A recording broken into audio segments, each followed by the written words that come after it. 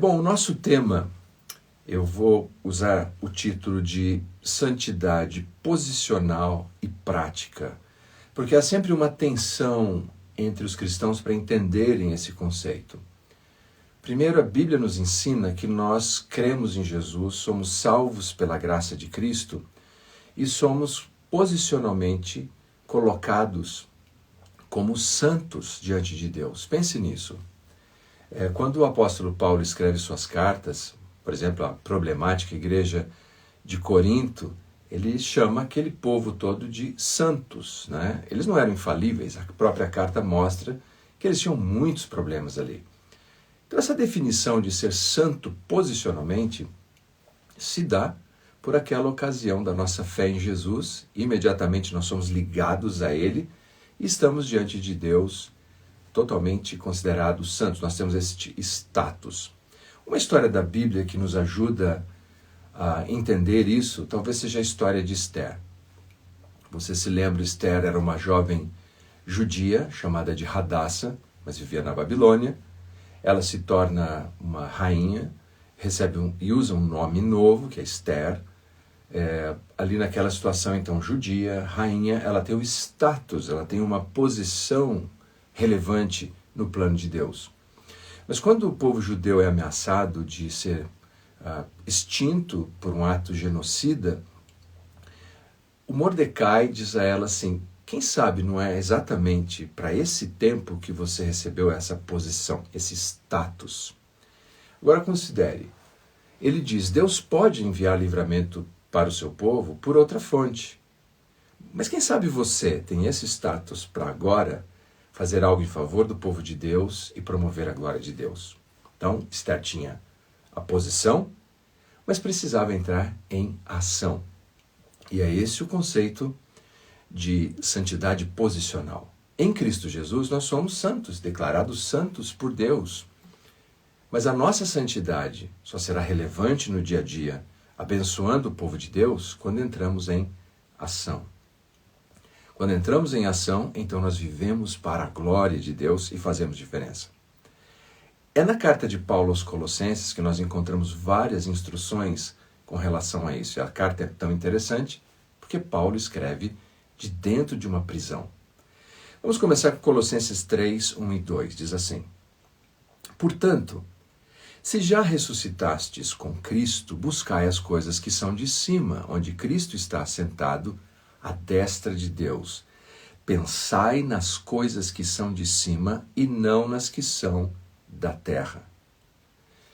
Imagine que você mudou para um novo país e você mora nesse país e agora precisa se ajustar à língua, à cultura, aos costumes. O que Paulo descreve aqui é que, como ressuscitamos com Cristo, pela fé, unidos a Ele, nós também ascendemos com Cristo à posição de assentos celestiais. Assim, do ponto de vista divino, Paulo não estava na prisão e os irmãos de Colossos nem estavam em Colossos do ponto de vista da sua posição. Eles estavam em Cristo. O mesmo é verdadeiro para mim e para você. Agora, portanto, eles devem mudar o seu modo de pensar e pensar como quem faz parte dessa nova realidade espiritual. Cidadãos celestiais. Eles devem procurar pensar como Cristo, falar como Cristo, porque Cristo é o seu modelo, é o seu grande exemplo. Quando Paulo diz, muito bem, vocês ressuscitaram com Cristo, então agora busquem as coisas do alto. Pensem como um cidadão celestial. Tenham o sentimento, a atitude de um cidadão celestial. Tem um filme que passou alguns anos, eu peço desculpas, não me lembro o nome, é a história fictícia, evidentemente, de uma jovem que de repente descobre que é uma princesa. Vocês lembram desse filme? Mas ela viveu a vida dela toda como uma pessoa comum, como uma plebeia. Mas quando ela descobre a sua verdadeira identidade, ela precisa aprender como se comportar, como falar, como pensar, como agir de acordo com o seu status, de acordo com a sua posição. Fazendo um paralelo, quando nós somos recebidos pela graça de Deus e somos assentados nos lugares celestiais porque ressuscitamos com Cristo, nós temos um status, nós temos uma posição. Filhos de Deus, nova criatura, reino e sacerdote do Senhor, Nós temos essa posição, mas essa posição agora precisa entrar em ação.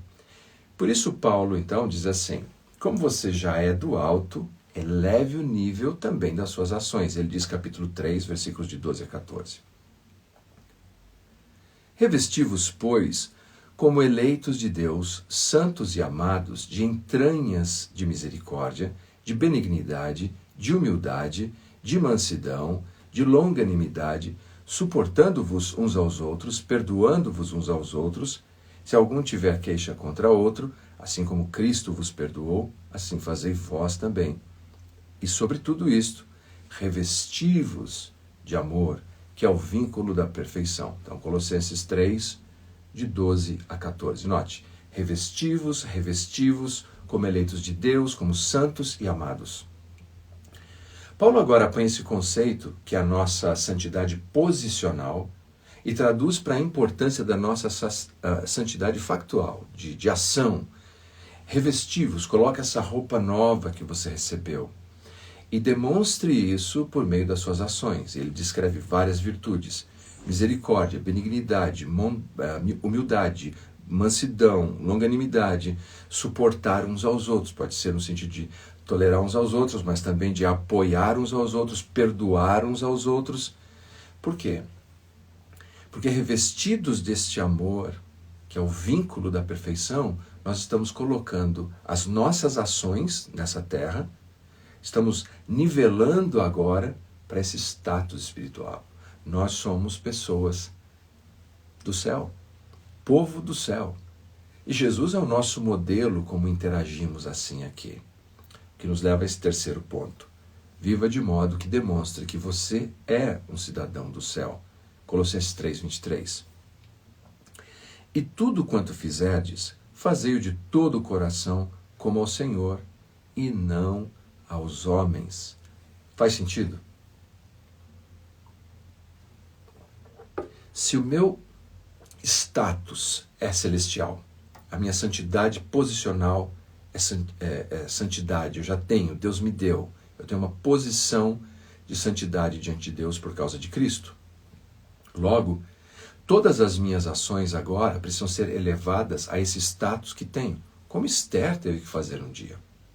E do outro lado, então as minhas relações, a maneira como eu interajo com as pessoas, deve demonstrar que eu sou um cidadão do céu. Eu morei nos Estados Unidos e todos pensavam que eu seria um bom jogador de futebol. Afinal de contas, como um brasileiro, eles olhavam para mim e diziam: você tem que ser um bom jogador de futebol, você é brasileiro. Mas não vamos espalhar isso, o futebol nunca foi meu maior talento. Mas há uma expectativa quando você diz: eu vim desse lugar, ou vim daquele lugar, a minha nacionalidade é essa. Existe um imaginário. E quando nós dizemos que somos filhos de Deus, nova criatura, santos diante de Deus, há uma expectativa. Há algo que nós devemos implementar com as nossas ações.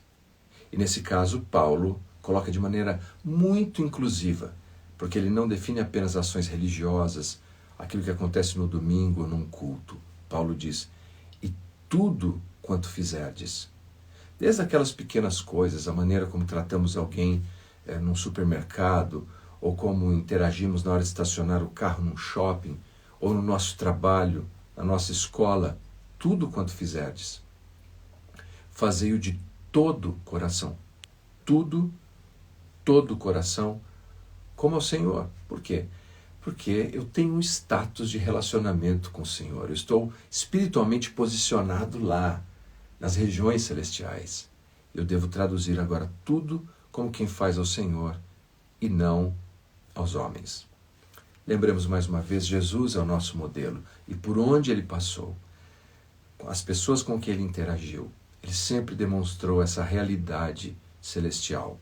E é isso que devemos fazer, seguir este modelo do Senhor Jesus. Então a nossa conclusão é: devemos viver como quem pertence ao céu.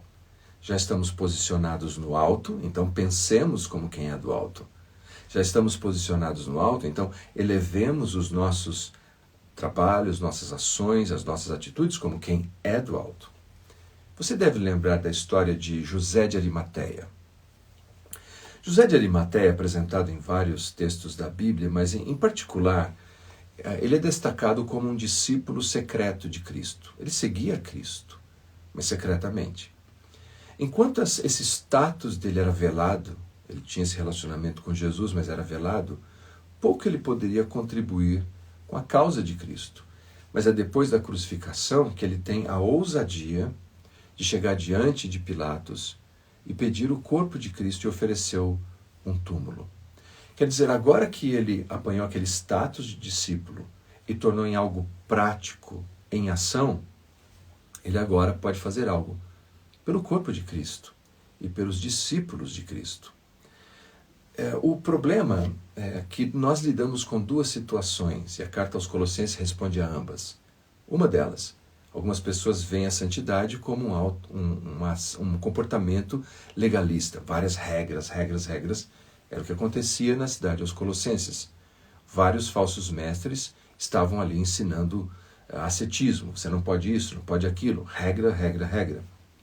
Do outro lado, também quando pensamos, eu já sou santo, está tudo resolvido, pode produzir uma outra deformação, que seria o que é conhecido como antinominianismo. Então, de um lado você tem legalismo e do outro você tem ser um antinominiano. Antinomos, quer dizer, sem lei, sem regra. De um lado só regra, do outro lado nenhuma regra. E na verdade nós vivemos sob a direção dessa nova realidade do relacionamento. Eu tenho status posicionado com Cristo. Elevo os meus pensamentos a Cristo, a minha maneira de pensar e de ver a vida. Em consequência, elevo a Cristo as minhas ações com as pessoas com quem interajo. Lembrando que Paulo escreveu de dentro de uma cela, de dentro de uma prisão, Colossenses 4,3 nos ajuda a pensar isso assim. Orando também juntamente por nós, para que Deus nos abra a porta da palavra, a fim de falarmos do mistério de Cristo, pelo qual estou também preso. Paulo está preso, mas ele sabe que ele tem um status posicional com Cristo. Mas os seus pensamentos estão focados em Cristo. E ele entende que mesmo preso, ele deve usar toda a oportunidade para anunciar o Evangelho de Cristo. E nós sabemos que Paulo pregou o Evangelho aos soldados que interagiram com ele, e ainda mais, escreveu suas cartas inspiradas para continuar edificando a igreja.